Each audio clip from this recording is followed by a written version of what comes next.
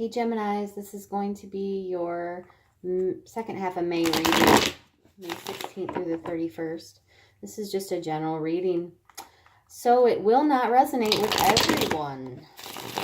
Please just take what does resonate and leave the rest behind. Don't try and stretch it to make it fit your situation.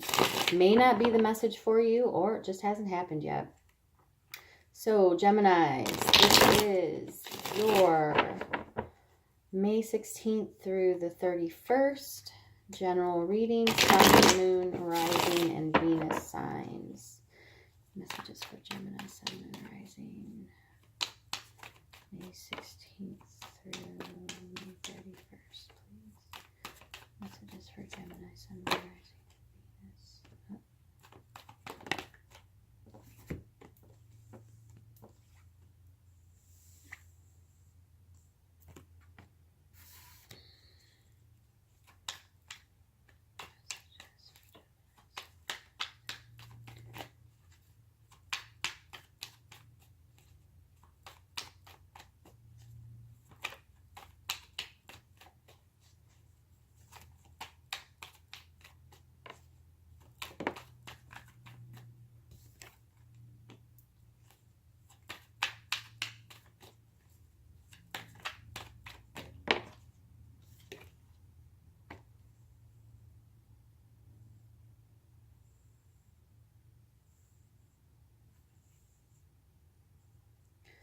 Okay, bottom of the deck, we have the World. Completion, things coming full circle, new beginnings, after endings. I feel here that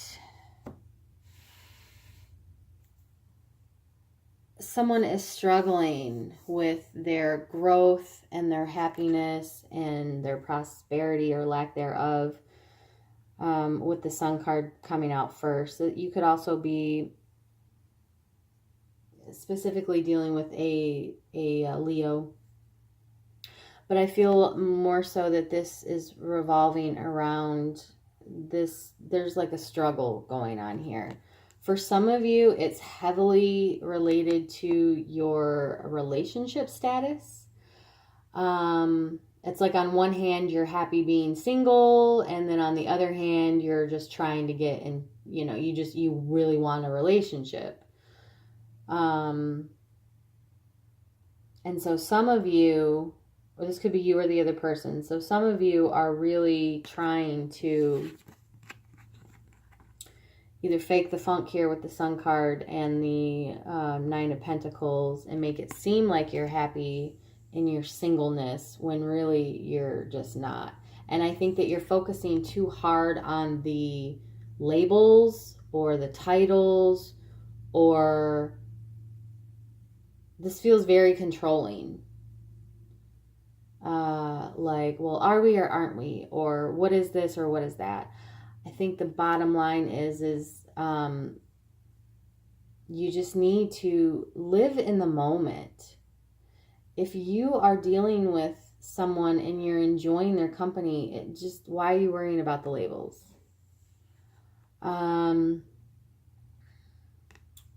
So for the the scenario about going back to the being happy or putting on the front like you're happy in your singleness, this is making you appear vibrationally to other people as being really detached.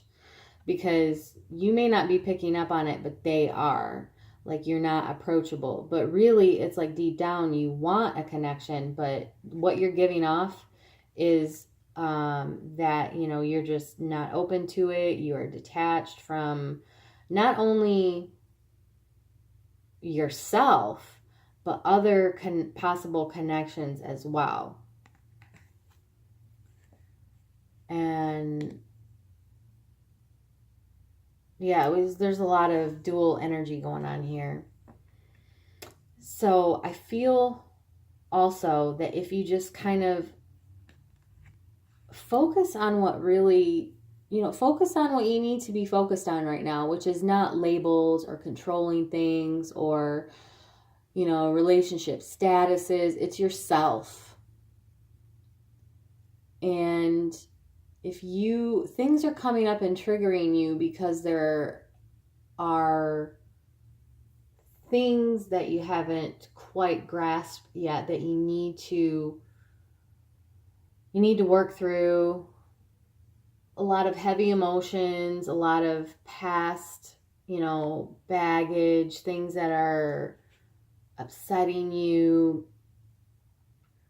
Because not only are people sensing that you are, detached here, but it's like, it's uncomfortable for you. It really is uncomfortable for you because you start condition yourself to be so strict in things that when you really catch on and you start to grow and be more comfortable in your own skin, you're going to come in, almost like, I don't know how to do this.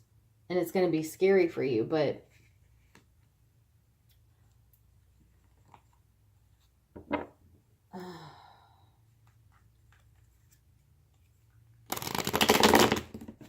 you do have a lot of love to give, and you're going to get there.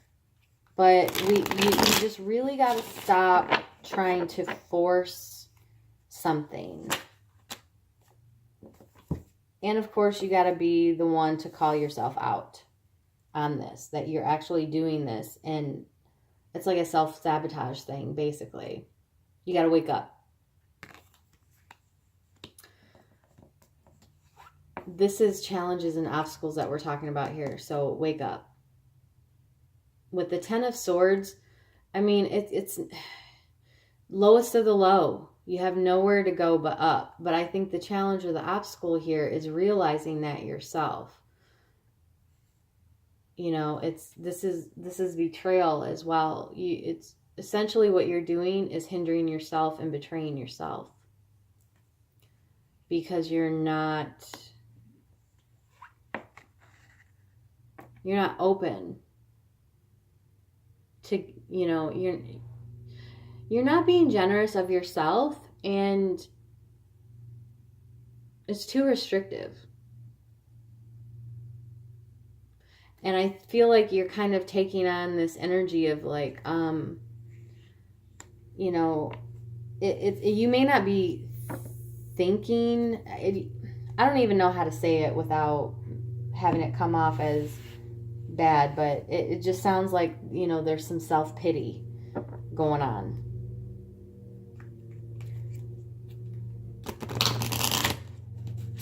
So that's not a good vibration to be at. Messages for Gemini, Sun, Moon, Rising, and Venus. Whoa.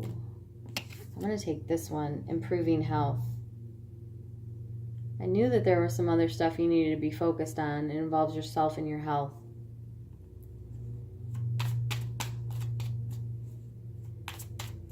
You're going to make yourself sick. If you sit too long in this kind of an energy, big happy changes. You have all the power in the world to do this, to make these changes. Your feelings are real and worth exploring.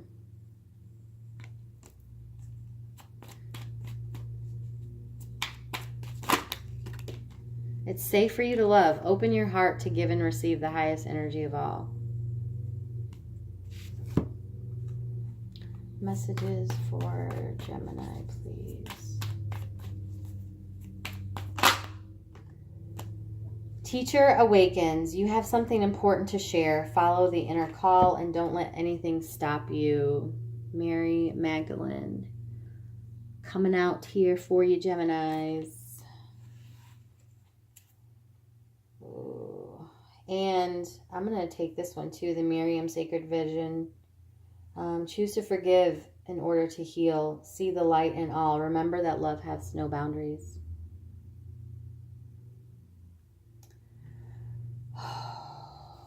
Okay, Gemini, that was kind of short and sweet because it was laid out pretty direct there with those messages. Very blunt. So thank you so much for all of your support. I hope there was something in here for you. I'm sending you all lots of love and light.